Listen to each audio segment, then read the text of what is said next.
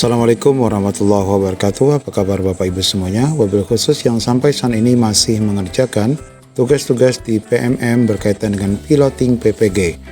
Di sini kami akan menunjukkan trik dan tips bagaimana dapat lulus pada penyusunan jurnal yang dikerjakan di PMM. Selamat ya bagi Bapak Ibu yang sudah diterima jurnalnya untuk modul 1 sampai modul 4 dan segera mendaftar pada UKP PPG. Bagaimana info lengkapnya, ikuti video ini sampai selesai.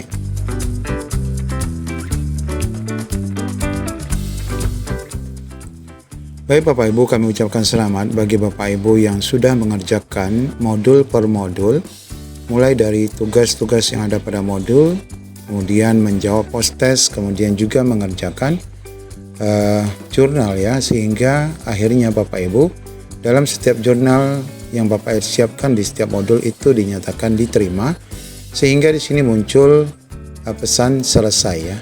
Nah, ini adalah untuk modul 1. Kemudian pesan bagi yang sedang diperiksa modulnya, jurnalnya adalah seperti ini, menunggu hasil validasi oleh tim Kementerian Pendidikan. Dan lebih-lebih lagi bagi Bapak Ibu yang ketiga-tiga modulnya sudah dinyatakan selesai seperti ini, untuk pembelajaran sosial emosional dan pengantar pendidik anak berkebutuhan khusus, yang mana jurnalnya juga sudah dinyatakan selesai. Nah Bapak Ibu, setelah Bapak Ibu mengumpulkan jurnal, biasanya hasil yang akan Bapak Ibu dapatkan itu statusnya 3 ya. Pertama adalah menunggu validasi, kemudian dinyatakan selesai, dan yang satu lagi adalah Bapak Ibu dinyatakan perbaikan untuk jurnal pembelajarannya. Jadi Bapak Ibu meskipun dalam pembuatan jurnal ini tidak ada benar dan tidak ada yang salah, namun dalam penyusunan jurnal ini harus juga Bapak Ibu menerapkan ketentuan-ketentuan sebagaimana yang diminta. Seperti ini pesan yang sangat sayang sekali, perbaiki jurnal pembelajaran. Ini artinya tidak dapat diterima dan diminta kepada Bapak Ibu untuk memperbaikinya. Nah, di dalam setiap modul jelas sekali permintaan dalam pembuatan jurnal pembelajaran Bapak Ibu. Contohnya untuk jurnal pembelajaran yang satu ini, jelas sekali Bapak Ibu harus menyiapkan satu aksi nyata. Meskipun dalam setiap modul itu ada aksi nyata, namun mungkin tidak semua modul yang Bapak Ibu siapkan aksi nyatanya. Khususnya untuk modul 1 ini Bapak Ibu cukup menyiapkan satu aksi nyata saja dari setiap modul yang akan dikumpulkan, yaitu aksi nyata berkenaan dengan rancangan pembelajaran berdasarkan prinsip Bapak Ibu pilih salah satu UBD ataupun CRT ataupun yang berdiferensiasi. Kemudian sertakan refleksi serta umpan balik dari rekan sejawat.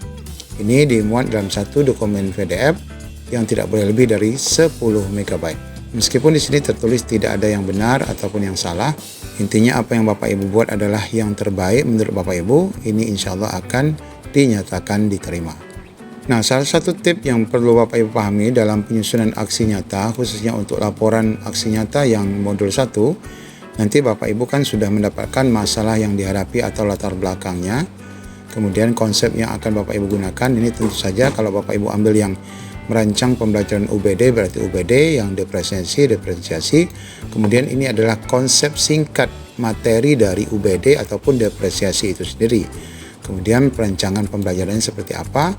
Kemudian Bapak Ibu sertakan ya dokumen-dokumen saat Bapak Ibu pembelajaran, kemudian refleksi serta umpan balik ya dari rekan-rekan guru. Nah, umpan balik dapat Bapak Ibu terima dari Google Form ataupun dengan komentar yang ada pada halaman YouTube. Jika memang aksi nyata itu Bapak Ibu sampaikan dalam bentuk video yang Bapak Ibu unggah di dalam channel YouTube.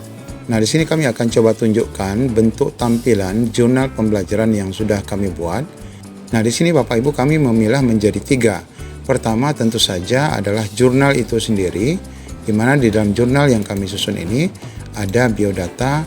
Karena ini adalah untuk PPG, maka di sini ada nomor UKG dan kampus LPTK yang menyelenggarakan ataupun yang kita ikuti. Kemudian di sini kami sertakan kata pengantar pada jurnal yang kami sertakan.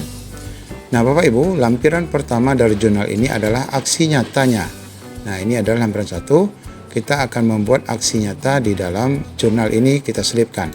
Di mana ini adalah tampilan cover aksi nyatanya, di mana ini menjelaskan tentang prinsip UBD dalam pembelajaran bagaimana UBD membantu guru. Itu topik yang diminta di dalam modul 1. Nah, ini adalah prinsip-prinsip UBD-nya yang kita jelaskan dalam beberapa teori. Nah, ini adalah langkah rancangan pembelajarannya yang ini memang mutlak berdasarkan UBD, yaitu menentukan tujuan, asesmen, dan merancang kegiatan setelah mengetahui tujuan dan asesmen awal. Kemudian tujuan pembelajaran kita bahas sedikit. Kemudian kita juga menjelaskan apa itu asesmen dan bagaimana bentuk asesmen yang dapat kita lakukan sebelum memulai pembelajaran. Kemudian ini konsepnya yang paling penting adalah bagaimana UBD itu membantu guru, di mana dengan UBD guru mampu merencanakan pembelajaran, mengembangkan kemampuan peserta didik, kemudian mendorong peserta didik memaknai pembelajaran secara mandiri, merencanakan pembelajaran secara efektif, dan sampai selesai. Kemudian Bapak Ibu, ini masih dokumen aksi nyata ya. Kemudian ini adalah masih dokumen aksi nyata. Setelah saya menerapkan UBD, maka saya mendapatkan beberapa hal. Tentu saja ini Bapak Ibu buat sebagaimana yang Bapak Ibu dapatkan.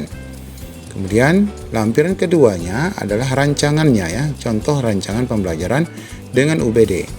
Nah, di sini kami membuat mapel ekonomi kelas 10, mulai dari menentukan tujuan pembelajaran, asesmen dan rancangan kegiatannya tadi adalah dikhususkan untuk kelas 10 mapel ekonomi. Sehingga di sini untuk menentukan tujuannya adalah tujuan pembelajaran ekonomi kelas 10 di SMA 7 Tanjung Pinang. Selanjutnya menentukan asesmennya untuk materi ekonomi kelas 10, kemudian merancang kegiatan pembelajaran mapel ekonomi kelas 10. Selanjutnya materinya adalah tentang tujuan dan capaiannya tadi. Kita tetapkan tujuan pembelajaran dan capaian pembelajaran sebagaimana konsep OBD.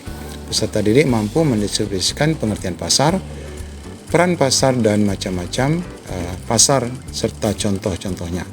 Kemudian setelah menetapkan tujuan dan capaian pembelajaran, kita menentukan asesmen awal yang akan kita berikan kepada peserta didik, di mana ada instruksinya. Guru meminta peserta didik maju ke hadapan agar lebih fokus, kemudian menunjukkan visual kegiatan pasar, meminta peserta didik menjelaskan tentang kegiatan pasar, peran dan macam-macam pasar. Dan ada beberapa audio visual yang menjelaskan hal itu. Nah, ini adalah bentuk-bentuk pertanyaan yang dapat Bapak Ibu modifikasi. Selanjutnya, kegiatan awal pada perencanaan UBD ini seperti ini, kemudian rancangan inti ataupun kegiatan inti seperti ini, dan kegiatan penutupnya seperti ini. Nah, di akhir daripada jurnal ini kita buat lampiran berupa dokumen refleksi dan umpan balik yang kita dapatkan dari aksi nyata. Ini kita share di video YouTube berkaitan dengan paparan aksi nyata yang tadi. Kemudian kita minta umpan balik dengan menggunakan Google Form. Ini adalah komentar-komentarnya, dan ini adalah refleksi dari pembelajaran topik 1. Kemudian kita sertakan dokumen-dokumen yang dapat menguatkan apa yang kita lakukan di dalam kelas. Kemudian di akhir dari jurnal ini kami buat penutup sebagai penutup laporan jurnal terhadap tugas topik 1 ini. Nah, ini Bapak Ibu, jika Bapak Ibu membuat seperti ini, insya Allah jurnal Bapak Ibu akan dinyatakan diterima. Nah, nanti Bapak Ibu jadikan ini PDF dan diupload di form jurnal untuk Bapak Ibu nanti dan mulai melengkapi beberapa keterangan lainnya. Demikian yang dapat kami sampaikan. Ya, semoga bermanfaat. Assalamualaikum warahmatullahi wabarakatuh.